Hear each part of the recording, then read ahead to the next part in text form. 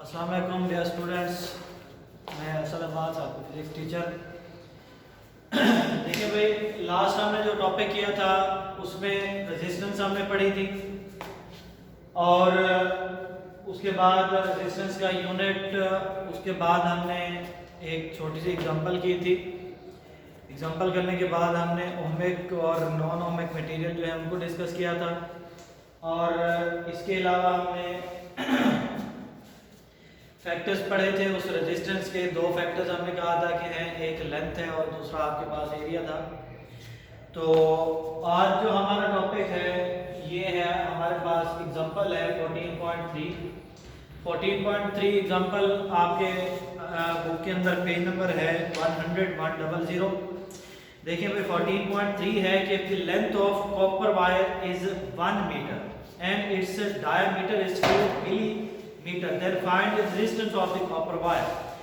देखिए यहाँ पर हमारे पास एक कॉपर वायर है जिसकी लेंथ और डायमीटर हमें गिवन है।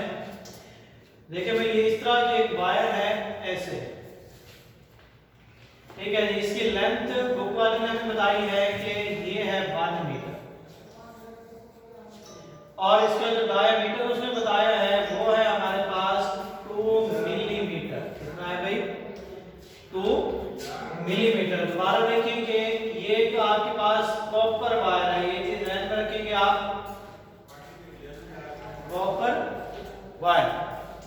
कॉपर वायर है, इसकी लेंथ 1 मीटर है, डायमीटर 2 मिलीमीटर है, ठीक है। इसकी हमने रेजिस्टेंस फाइंड करनी है। क्या फाइंड करना है? रेजिस्टेंस फाइंड करनी है। और यहाँ पर आप देख रहे हैं कि डायमीटर 2 मिलीमीटर के आगे मैंने लिखा है 10 रेज़ टू पावर -3, तो ये 10 रेज़ टू पावर क्या है? ये मिली की वैल्यू है, आगे मीटर। और इसकी जब आप लेंथ फाइंड करोगे, रेजिस्टेंस फाइंड करोगे, तो रेजिस्टेंस का हमने फॉर्मूला पढ़ा था कि R L divided by A। तो A का होना लाजमी है, मतलब कि क्रॉस सेक्शनल एरिया आपके पास लाजमी होना चाहिए। तो यहाँ पर हमारे पास जो चीज है वो लेंथ है और सिर्फ और डायमीटर है, जबकि हमें इस चीज का होना लाजमी है। तो जब आप वायर की बात करते हैं तो वायर का जो एरिया है हमारे पास, उसका फॉर्मूला हम लेते हैं A = pi d square over 4। दोबारा देख लें कि जो वायर का एरिया होता है इसका फॉर्मूला हम यहाँ पर लेते हैं पाई d स्क्वायर ओवर 4।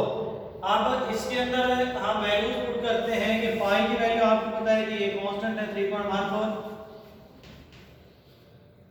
डायमीटर उसने यहाँ पर हमें बता दिया है 2 × 10⁻³ 4 वैसे है।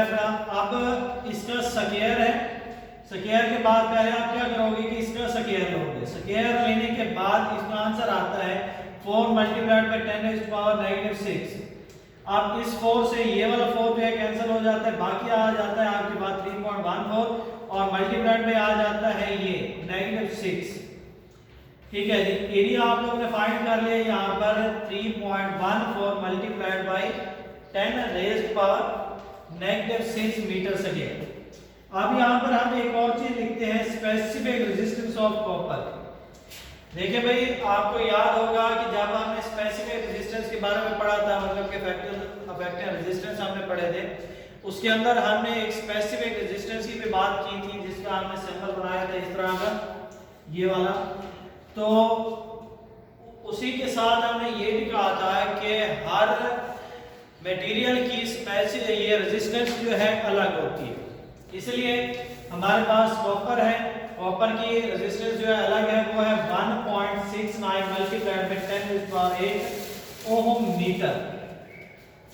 दोबारा देखें कि स्पेसिफिक रेजिस्टेंस ऑफ कॉपर जो है कितनी है? 1.69 मल्टीप्लाइड बाय 10⁸ ओम मीटर, ठीक है जी। अब हमने यहाँ से रेजिस्टेंस निकालनी है, तो रेजिस्टेंस का वही फॉर्मूला जो हमने ऊपर लिखा है, R = rho L divided by A। अब ये रो है आपके पास 1.69 मल्टीप्लाइड बाई 10⁸, ये हमने लिख दिया। मल्टीप्लाइड में लेंथ आपने लिखी, लेंथ हमारे पास है यहाँ पर 1 मीटर, वही हमने लिख दी। ये डिवाइड कर दिया आपने एरिया को, एरिया था हमारे पास 3.14 मल्टीप्लाइड बाय 10⁻⁻⁶ आपने यहाँ पर लिख दिया। ठीक है जी। अब इसको इसमें डिवाइड करने से आंसर आता है 0.5 और मल्टीप्लाइड बाय 10⁻²। अब हम क्या करते हैं कि इस 5 को वापस ले आते हैं, मतलब इसका ये है कि इस तरह की कोई इसकी वैल्यू होगी कि 0.05 और ये। ठीक है जी। अब हम क्या करते हैं कि इसको इस तरफ लेके आते हैं, तो अब ये आंसर हो जाएगा आपके पास 5.4 मल्टीप्लाइड बाय 10⁻³ ओम। ठीक है जी। ओम क्या है? ये रेजिस्टेंस का यूनिट है। दोबारा देख लें, हमने यहाँ पर क्या किया कि R = ρl/a, इसकी वैल्यू आपने नोट की, रो की वैल्यू हमने लिखी, लेंथ की लिखी, इसके बाद एरिया की भी लिख दी। ये इस तरह का हमने आंसर दिया। नेक्स्ट जो हमारे पास आर्टिकल है वो है हमारे पास कंडक्टर और इंसुलेटर। देखिए भाई, ये कंडक्टर और इंसुलेटर क्या है? कंडक्टर आपके पास ऐसे मटेरियल्स होते हैं जो कि इलेक्ट्रिक करंट को इजीली पास कराने के लिए इस्तेमाल किए जाते हैं। मतलब इसका मतलब ये है कि जैसे आपके पास मेटल्स हैं, ठीक है जी, मेटल्स के अंदर इलेक्ट्रिक करंट जो है इजीली पास हो सकता है, कोई रुकावट नहीं होती। अब इंसुलेटर जो है ऐसे मटेरियल कंडक्टर कहलाते हैं। अब इंसुलेटर जो है, इंसुलेटर ऐसे मटेरियल्स होते हैं जो कि which does not conduct electric current easily. ठीक है जी, कि जो कि अपने अंदर से इलेक्ट्रिक करंट को पास नहीं होने देते। For example glass, would, plastic, लकड़ी है, सॉरी शीशा है, लकड़ी है और इसके बाद प्लास्टिक है, तो ये मटेरियल हमारे पास इंसुलेटर है। क्या है ये? इंसुलेटर है। तो ऐसे मटेरियल जो कि अपने अंदर से इलेक्ट्रिक करंट को पास नहीं होने देते, उन्हें हम कहते हैं इंसुलेटर। और ऐसे मटेरियल जो कि इलेक्ट्रिक करंट को अपने अंदर से पास होने देते हैं, इनको हम कहते हैं कंडक्टर। दोबारा देखिए भाई, आज का हमारा टॉपिक क्या था? ये 14.3 एग्जांपल किए हमने। एग्जांपल करने के बाद हमने यहाँ पर ये कंडक्टर और इंसुलेटर देखा, इनकी एग्जांपल्स। और दूसरा आप ये देखें कि पेज नंबर है आपके पास 100। ठीक है, जैसे मैंने आपको ये बताया कि स्पेसिफिक रेजिस्टेंस है। स्पेसिफिक रेजिस्टेंस जो है ये हर मेटल की या हर मटेरियल की अलग होती है। तो आपके पास सिल्वर है, कॉपर है, एल्युमिनियम है, टंगस्टन है, प्लैटिनम, आयरन है, क्रोम, ग्रेफाइट, ये हर मटेरियल मतलब कि इनकी ये आपके पास जो स्पेसिफिक रेजिस्टेंस होगी ये अलग होगी। इसके बाद कंडक्टर है, ये इंसुलेटर है, ये एक अलग चीजें होती हैं, इनकी स्पेसिफिक रेजिस्टेंस नहीं काउंट की जाती। तो उम्मीद है कि आप लोगों को ये समझ आ गया होगा। अगर नहीं आया तो आप लोग जिस तरह से करते होते हैं किसी तरह से आप रब्ता करें।